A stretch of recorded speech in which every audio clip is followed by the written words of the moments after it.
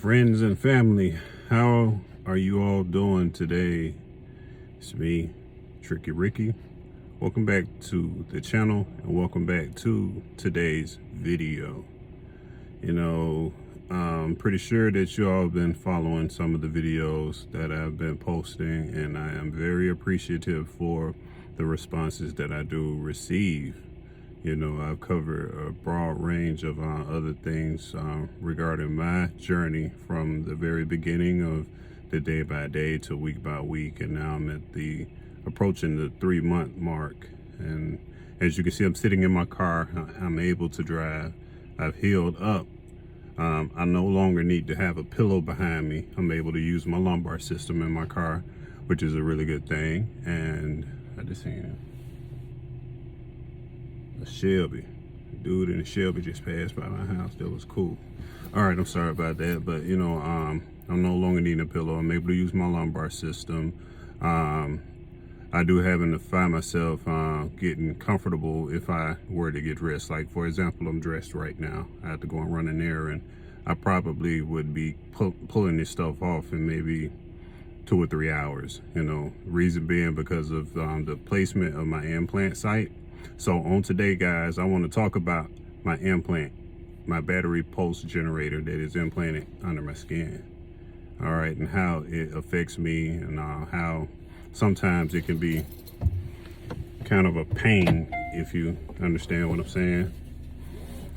And I would like to talk about overstimulation, because last week we had some really cold weather here in Alabama. We had an ice storm, and the week before that we had a F3 tornado come through here 5 blocks that way. But, I was aching with arthritis real bad, so I was running my programs really heavy. What I mean by I've been running my programs really heavy, I've been going really high on the intensity, as well as on my amplitude and my pulse width. And as a result, yes, I was feeling better, but the bad part to it is, doing it for a long period of time, I found myself kind of feeling this weird pulling, burning type sensation in my back. It wasn't really bad or whatever. It's just like kind of a dull ache, and I only would feel it if I'm sitting up, like with my back against pillows, or if I'm driving in my car. When I really noticed it, I was driving in my car and I was getting ready to turn a corner. I was slowing down, and as I was slowing down, I was executing my right turn, but I kind of slid to the right, and my back kind of got on my back seat here, pushed up against the area where my implant is, on my where my leads are installed, and I felt that weird feeling. So I turned my intensity down. I bit the bullet, took me some ibuprofen, turned the intensity down on it, and like a day or 2 later, I was fine. I was no longer feeling that, and that kind of felt really weird. So it made me think maybe I should be a little bit more conservative with how I use my spinal cord stimulator. Okay, now granted, when I'm not using it, of course I do, here come a bump, all right, I do feel some pain, but what I'm saying, I lost track of thought. I'm approaching traffic, trying to maneuver. What I'm trying to say is when I'm not using my SCS, I feel some pain. I do have to take ibuprofen. But when I'm using my spinal cord stimulator, I don't feel pain. Sometimes I do, and it requires me to have to turn up my intensity. But with me doing that, it kind of, put me in a weird place with overstimulation. This is something that you guys need to know about. This is something that you guys need to discuss with your doctors. Maybe they can give you a little bit more insight, professional insight, than I can, because I'm not a doctor, and 9 times out of 10, what you feel or what I feel, I might not experience, or you might not experience. It might be vice versa. So, all jokes aside, results may vary from person to person because everyone's body is very different, okay? But let's talk about this pulse generator thing. Now, you know, when they implant it, they're gonna carve a little pocket wherever you want them to locate it. Like I said in previous videos, I had them install it on my left side because I'm left-handed, but at night I sleep mostly on my right side, if not my stomach, okay? So I had them put it on that side, but they carved this little pocket out to put this generator in there. And now that it healed up some, you know, I felt the tightness. It was, you know, it's really itchy now. The only thing that I dislike right now is the fact that if I'm wearing pants, I can't put my belt on too tight, because if I put my belt on too tight, then it could like rub this thing the wrong way and it don't feel good, trust me.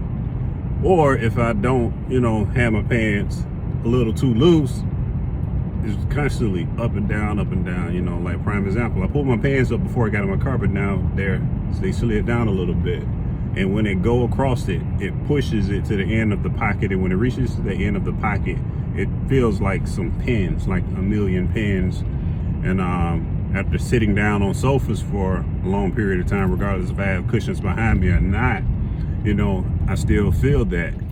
And that is one of the reasons why when I get dressed, I can't really, you know, stay dressed for a long period of time if I'm wearing something like jeans or something. But if I'm dressed like comfortably and I got on like jogging suits or something like that, it's not really much of a problem or issue with me. But it's just, the only issue is me having my pants aggravating this freaking implant, making it move. I know that it's not gonna flip over in me, God forbid, but I know it's not gonna flip over. They tell you not to mess with it, of course, but it's just one of the things that I try to do to make sure that I'm taking good care of myself. And maybe I should, you know, in regards to overstimulation, perhaps I should cut back on the usage of it.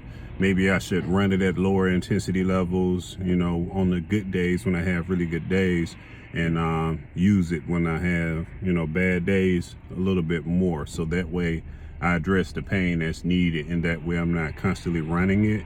Because if I constantly run it, it's gonna constantly put a stress on my battery, and I'm gonna constantly charge it, and then in part, I would eventually shorten the lifespan of my battery, which would put me back on the table for a replacement faster than 7 years. Don't hold me to it, man. I'm not a chemist or whatever you wanna call it, but you know, I'm just giving you inklets of information. You know, I'm riding around, you know, about to reach my destination. So if you like this video, guys, feel free to give it a thumbs up. Make sure you turn on the notification bell as you subscribe so you don't miss when I post another video, because there will be more videos in the near future. If there's something that you don't like about this video, you know, let me know what it is. You know, I'm open to suggestions, and I will implement the suggestions, you know, so I'm listening. If you like it, so be it. If not, so be it. By the way, shout out to that one person that keep giving me a thumbs down. I would like to hear from you to see what it is with my videos that you don't like, so I can use those to improve what I'm doing so we can make better videos. So in the meantime, guys, you all stay safe, you're holding on the road, and you stay blessed, and I'll catch you all on the flip side. All right, peace.